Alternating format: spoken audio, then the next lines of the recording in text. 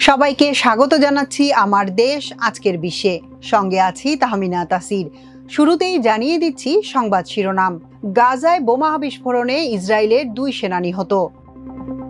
American এয়ারলাইন্সের বিমানে আগুন, রানওয়েতে হুড়োহুড়ি।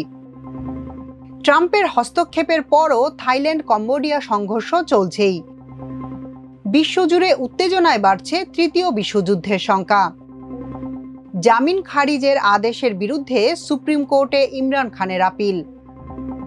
আকাশ থেকে ইসরায়েলের ত্রাণ ফেলানোর দাবিকে প্রতারণা বলছে ফিলিস্তিনি যোদ্ধারা। এবার বিস্তারিত। গাজা ভূখণ্ডের রাস্তায় পেতে রাখা বোমা বিস্ফোরণে 2 ইসরায়েলি সেনা নিহত হয়েছেন। আহত হয়েছেন আরও 1 সেনা। স্থানীয় সময় শনিবার সন্ধ্যায় তারা হামলার শিকার হন বলে জানায় দেশটির সেনাবাহিনী। নিহত সেনারা হলেন 22 বছর বয়সী ক্যাপ্টেন আমির সাদ এবং 20 বছর বয়সী সার্জেন্ট ইনন নুরিয়েল ভানা। আহত সেনাকে হাসপাতালে ভর্তি করা হয়েছে। ইসরায়েলের প্রতিরক্ষা বাহিনীর প্রাথমিক তদন্ত অনুযায়ী খান ইউনিসে অভিযানের সময় সেনারা একটি সাঁজোয়া যানের ভেতরে ছিলেন। তখন তাদের সাঁজোয়া যানটি বোমা বিস্ফোরণের শিকার হয়। প্রাথমিক তদন্তে দেখা যায় হামাস যোদ্ধারা একটি সুড়ঙ্গ থেকে বেরিয়ে এসে সাঁজোয়া যানের পাশে বিস্ফোরকটি পুঁতে রেখেছিল। সেনারা গাজার অভ্যন্তরে সামরিক সরঞ্জাম মেরামতের দায়িত্বে নিযুক্ত ছিলেন। স্থানীয় গণমাধ্যম জানিয়েছে ফিলিস্তিনি যোদ্ধারা ইসরায়েলি সেনাবাহিনীর একটি সাঁজোয়া কর্মী বহনকারী গাড়ি চলাচলের পথে বোমা বিস্ফোরণ ঘটিয়েছে। কিভাবে বিস্ফোরণ হলো সে বিষয়ে আরও তদন্ত চলছে বলে জানিয়েছে দেশটির সেনাবাহিনী। হামাস যোদ্ধারা একই এলাকায় আরও একটি বোমা পেতে রেখেছিল, তবে সেটি বিস্ফোরিত হয়নি। টেলিগ্রাফে দেওয়া এক পোস্টে হামলার কথা স্বীকার করেছে হামাস। এদিকে গাজায় ইসরায়েলি বাহিনীর হামলায় একদিনে আরও 71 জন নিহত হয়েছেন। এদের মধ্যে 42 জন প্রাণ হারান ত্রাণ সংগ্রহ করতে গিয়ে। রোববার এক প্রতিবেদনে এই তথ্য জানায় সংবাদ মাধ্যম আল জাজিরা। প্রতিবেদনে বলা হয়, নাসের হাসপাতালের একটি সূত্র জানিয়েছে খান ইউনিসের আল মাওয়াসি এলাকায় একটি তাঁবুতে আশ্রয় নেওয়া 5 জন ফিলিস্তিনি ইসরায়েলি ড্রোন হামলায় নিহত হয়েছেন। যুক্তরাষ্ট্রের কলোরাডো অঙ্গরাজ্যের ডেনভার আন্তর্জাতিক বিমানবন্দরে আমেরিকান এয়ারলাইন্সের একটি বিমানের ল্যান্ডিং গিয়ারের ত্রুটির কারণে আগুন ধরে গেছে। যাত্রীদের আতঙ্কিত অবস্থায় জরুরি স্লাইড দিয়ে বের হয়ে দৌড়ে নিরাপদ স্থানে যেতে দেখা যায়। শনিবার স্থানীয় সময় দুপুর 2:45 এ ঘটনা ঘটে। বিমানটি ডেনভার থেকে মিয়ামির উদ্দেশ্যে রওনা হওয়ার কথা ছিল। বোয়িং 737 ম্যাক্স 8 মডেলের বিমানটির নাম্বার ছিল ফ্লাইট 3023। এতে মোট 173 যাত্রী এবং 6 জন ক্রু সদস্য ছিলেন, যাদের সবাইকে নিরাপদে নামিয়ে আনা হয়। আগুন ও ধোঁয়া দেখা দেওয়ার সঙ্গে সঙ্গে ফায়ার সার্ভিস ঘটনাস্থলে গিয়ে আগুন নিভিয়ে ফেলে। ঘটনার সময় 5 যাত্রীকে প্রাথমিকভাবে পরীক্ষা করা হয়, তবে তাদের কাউকে হাসপাতালে পাঠানো হয়নি। শুধু একজনকে গেটে প্রাথমিক চিকিৎসা শেষে হাসপাতালে নেওয়া হয়, তবে তার আঘাত ছিল সামান্য। আমেরিকান এয়ারলাইন্স জানায় বিমানটিতে যান্ত্রিক ত্রুটি দেখা দেওয়ার পর তা সেবার বাইরে রাখা হয় এবং একটি বিকল্প বিমানে যাত্রীদের গন্তব্যে পাঠানোর ব্যবস্থা করা হচ্ছে। সংস্থাটি যাত্রীদের এই পরিস্থিতির জন্য দুঃখ প্রকাশ করে এবং ফ্লাইট কর্মীদের পেশাদারিত্বের প্রশংসা করেছে। ঘটনাটি বর্তমানে মার্কিন ফেডারেল এভিয়েশন অ্যাডমিনিস্ট্রেশনের তদন্তাধীন রয়েছেন। এদিকে ওই ঘটনার পর স্থানীয় সময় বিকেল 3টা পর্যন্ত ডেনভার বিমানবন্দরের আসা সব ফ্লাইটের জন্য গ্রাউন্ড স্টপ জারি করা হয়। প্রায় 90টি ফ্লাইট বিলম্বিত হয়, তবে পরে বিমানবন্দরের কার্যক্রম স্বাভাবিকভাবে চালু হয়। যুক্তরাষ্ট্রের প্রেসিডেন্ট ডোনাল্ড ট্রাম্পের হস্তক্ষেপে যুদ্ধবিরতির সম্ভাবনা তৈরি হলেও থাইল্যান্ড ও কম্বোডিয়ার মধ্যে চতুর্থ দিনের মতো সংঘর্ষ অব্যাহত রয়েছে। বিতর্কিত সীমান্ত নিয়ে চলমান এই সহিংসতায় এখন পর্যন্ত অন্তত 33 জন নিহত ও 2 লাখের বেশি মানুষ বাস্তুচ্যুত হয়েছে। বার্তা সংস্থা এএফপি জানিয়েছে শনিবার গভীর রাতে ট্রাম্প 2 দেশের প্রধানমন্ত্রীর সঙ্গে ফোনে কথা বলেন। পরে জানানো হয় যে উভয় দেশই দ্রুত যুদ্ধবিরতি নিয়ে আলোচনা করতে সম্মত হয়েছে, কিন্তু রোববার সকালে ফের 2 দেশের মধ্যে গোলাগুলির খবর পাওয়া যায়।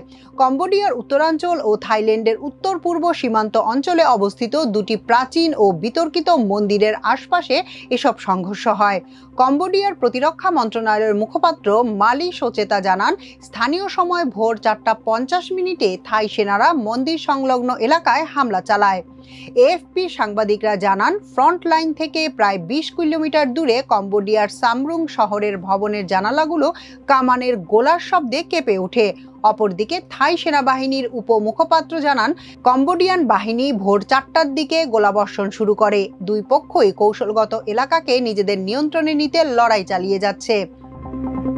হাঙ্গেরির প্রধানমন্ত্রী ভিক্টর অরবান বলেছেন, বিশ্বজুড়ে ক্রমবর্ধমান উত্তেজনার কারণে বৈশ্বিক সংঘাতের সম্ভাবনা ক্রমশ বাড়ছে, যা শেষ পর্যন্ত তৃতীয় বিশ্বযুদ্ধে গড়াতে পারে।